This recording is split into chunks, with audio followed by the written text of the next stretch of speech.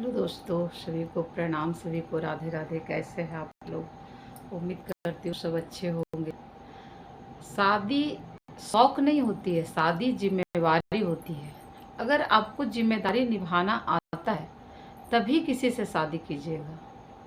ये स्त्री और पुरुष दोनों के लिए है, मैं एक के लिए नहीं बोल रही हूँ।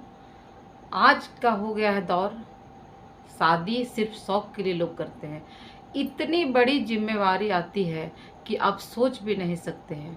महिलाओं पे भी आती है और पुरुष पे भी आती है। परिवार हो गया, बच्चे हो गए, घर गिर, मतलब जीवन का जो सत्य होता है ना, कि सत्य क्या है, ये शादी के बाद ही पता चलता है। कुछ पता नहीं चलता है शादी के पहले। आप एक दिन खाना नहीं बनाओ चलेगा, नहीं बनाओ तो भी चलेगा, 12 बजे सो के उठो तो भी चलेगा। शादी और बच्चे शौक के लिए नहीं, जिम्मेदारी के लिए करना। अगर आपको जिम्मेदारी लेने की ताकत है तो। नहीं तो ऐसे ऐसे लोग हैं, बच्चे पैदा करके छोड़ देते हैं। बाप अय्यासी के लिए शादी करता है, 2-3 बच्चे हुए, कोई जिम्मेवारी नहीं है। एक महिला पे फिर क्या बीतती है ये पुरुष नहीं समझता है। देखिए 80% महिलाएं अपने बच्चे की जिम्मेवारी लेती है, लेकिन बहुत ऐसे पुरुष हैं जो जिम्मेवारी नहीं लेते हैं। उन्हें बस मस्ती करना पसंद है। तो अगर आपको मस्ती ही करना है तो आप शादी और बच्चे क्यों कर रहे हो? मस्ती के लिए पूरा जीवन बचा हुआ, आपको जहाँ पाओ वहाँ मस्ती करो। आप किसी लड़की को लाए हो, शादी कर लिए हो, बच्चे कर लिए हो, आप कोई काम नहीं कर रहे हो, आप एकदम यंगस्टर बने हुए हो, तो ऐसे नहीं चलता है ना। अगर आपको जिम्मेवारी लेने का शौक़ है, अगर आपको लगता है कि मैं इनका भरण पोषण कर पाऊँगा, तभी शादी कीजिए, वरना छोड़िए शादी वादी, कोई मतलब नहीं है उससे। फिर इससे पुरुष भी परेशान, महिला भी परेशान, और जो बच्चे हैं वो भी परेशान। एक बच्चे के ऊपर क्या बीतती है, चलिए हम और आप तो कुछ समझदार भी है, जो छोटा बच्चा है उस पर क्या बीतती है, जिसके फादर नहीं काम करते हैं, अपनी जिम्मेदारियों से भागते हैं, उसके बच्चे अंदर अंदर घुटते घुटते वो एक ज्वाला बन जाते हैं। तो आप शादी कर रहे हैं तो प्लीज़ अपनी जिम्मेदारियों का ख्याल रखिए। और सबसे बड़ी बात है कि पैसा है लेकिन जीने का तरीका मालूम नहीं हो रहा है। बच्चे के सामने झगड़ा कर रहे हैं। बच्चा जो देखेगा वो ही सीखेगा। आप लाख उसको मोटिवेशन दीजिए, लाख उसके सामने प्रवचन दीजिए, बहुत कुछ बोलिए, वो नहीं सीखेगा। लेकिन आप जो कीजिएगा वही बच्चा सीखेगा।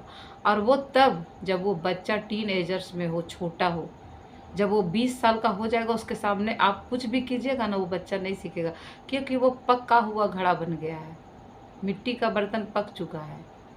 अब वो टूट जाएगा, या तो फिर भगवान उसको सिखा सकते हैं। तो घर गृहस्थी चलाना आसान बात नहीं है। घर गृहस्थी चलाने के लिए कमाना भी पड़ता है, चुप भी रहना पड़ता है, और घर में एक डिसिप्लिन भी रखना पड़ता है।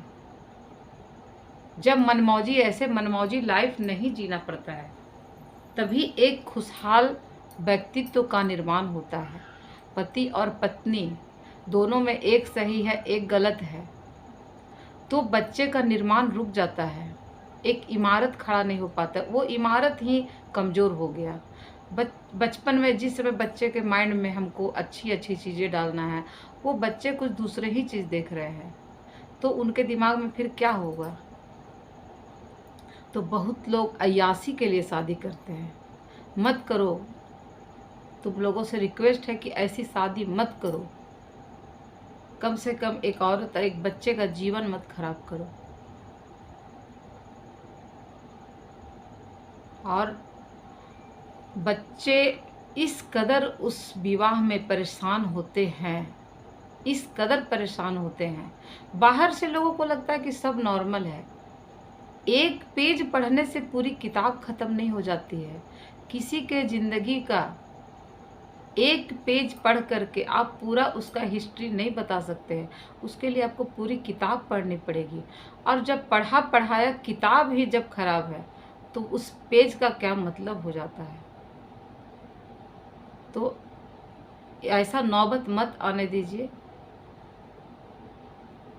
और अपने घर गृहस्थी को अच्छे से संभालिए, ताकि आपके बच्चे बड़े होकर के किसी और का उदाहरण न ले पाए, आपको अपना उदाहरण दें कि मेरे पेरेंट्स अच्छे हैं, मेरे पेरेंट्स ने ऐसा किया है।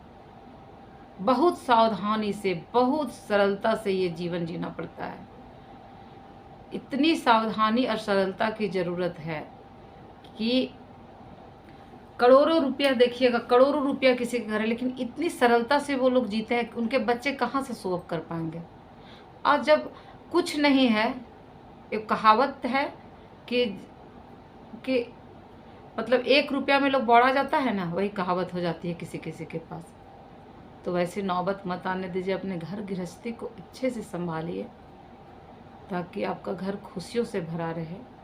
सभी को प्रणाम।